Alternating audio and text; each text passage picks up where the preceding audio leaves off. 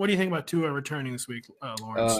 Yeah, first off, Adam just let us know that game is on Sunday Night Football on NBC. Steelers at Dolphins. So there we go right there. So hopefully Tua completes all of his deep passes on a primetime game, or else it's over.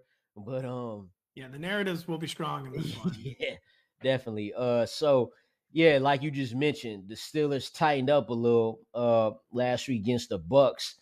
I kind of almost feel like the Bucks offense is in a little bit of disarray, though. Things ain't all there with their offense. Things are close to or definitely there with the Dolphins offense. They almost beat this Vikings team.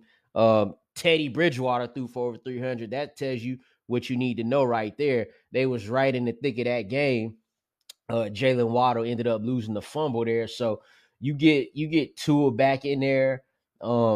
It should be a decent go. But why I have trouble ranking him is because of how the Steelers just played against the Bucks. At any given time, man, this the NFL. Anything can happen any given Sunday. You saw the Steelers get mollywopped by the Buffalo Bills, and then they go and beat the Bucks. But now I'm starting to feel like, maybe that's because that was the Buffalo Bills, why they got drugged like that. You know what I'm saying? But that's still creeping in my mind, my thoughts with Tua.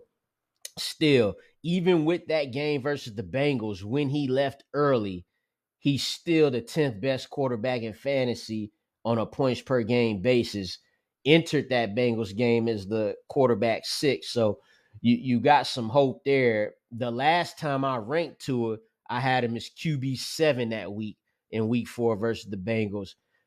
Because he's coming off the head injury, I don't know if I want to rank him that high. Just on the strength. You are? Yeah.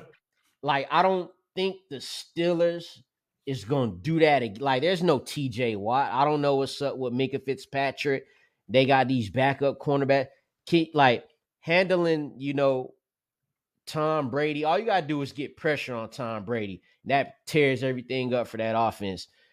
Having Mike Evans and Chris Godwin, that's an elite duo right there. But when you dealing with the speed of Tyreek Hill and Jalen Waddle, that's something different to deal with, So all of these thoughts are in my head, and so it's like, where do I want to rank him number 1 just because it's Tua, but I can't do that because Lamar exists this week. So we'll see. Yeah, this is kind of an interesting injury game to monitor because I think Waddle busted up his shoulder on like a final. I didn't watch that game, but it was a final play where like someone landed on him or something. He's definitely at least hurt right now. Not sure if it's not playing hurt. But then, Lawrence, as you noted, Steelers are down bad in their secondary. They're without 3 corners and Minka. Obviously, that's compounded by the fact that they're not able to get pressure as easily without TJ Watt. So even if they're without Jalen Waddle, like Tyreek Hill might be alone enough to absolutely blaze against this team. And I have him as a QB7. It's partly because he played well when he hasn't been on the field much this year too, but he has played well when he has. The offense is just so well schemed and designed. I mean, they're getting Tyreek Hill 150 yards with Skylar Thompson and Teddy Bridgewater. Tyreek Hill, by the way, is almost 60% of the way to his 2021 yardage total already. He was almost 55% of the way to his 2020 yardage total. He's over 80% of the way to his 2019 yardage total. That was only in 12 games. He's only played 6. That's wild. We thought he was playing with an elite offensive coach in Andy Reid. He's being schemed even better with Mike McDaniel. So just a crazy situation. I think you have to return Tua to kind of like the mid-range QB1 because in the competition, I don't know what the final order for this is going to be, but this is the competition right now. Derek Carr, Jimmy Garoppolo, maybe Jameis Winston, Matt Ryan, Geno Smith, Aaron Rodgers, Russell Wilson. Some better ones. Start naming better ones. They don't exist. I'd say none of them so far. They don't exist. They don't exist. That's the thing. Jared Goff against Micah Parsons, Justin Fields against Bill Belichick. It's a bad week. Oh my God. I know. We might have Tua too low because there's no Josh Allen. There's no Josh Allen, too, right? No Kirk Cousins, no Captain Kirk. Okay, well, like we said, no Josh Allen, no Jalen Hurts. I think no Jalen Hurts, right? Someone double check me on that. No, there's no. The Eagles are on bye this week. That's what I thought. No Josh Allen, no Jalen Hurts. I might have Tua at quarterback. Tua. Yeah. Oh no. And so it's the same situation where I'm getting Dak Prescott immediately back into the top 8. I mean, Yeah. I feel like it's maybe a little more risky with him because he's been hurt. They've become so defense and run game oriented. But Lawrence, as you mentioned earlier in the show, the Cowboys are playing the Detroit Lions. And I feel like you just have to immediately return Dak to the top 8. Yeah, we talked about the Lions a little earlier. One of the best offenses, the worst defense. So I would feel good about most of Dallas's players.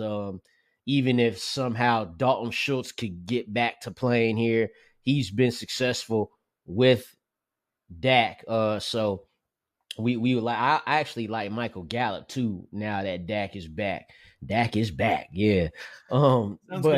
But like you say, no Josh Allen, no Jalen Hurts. We probably find Dak and Tua 100% inside the top 10.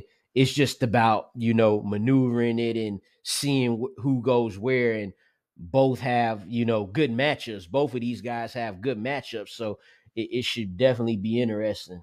Hey, it's Matthew Berry from NBC Sports and Rotoworld.com. Just want to thank you so much for watching what you just watched, or at least being too lazy to click out of it after the autoplay just kept it going. So either way, thank you so much for just letting it scroll by your screen. And now I'd like to ask you respectfully, please subscribe to the NFL on NBC YouTube channel for the latest NFL news, fantasy headlines from Rotoworld, and betting analysis from NBC Sports Edge.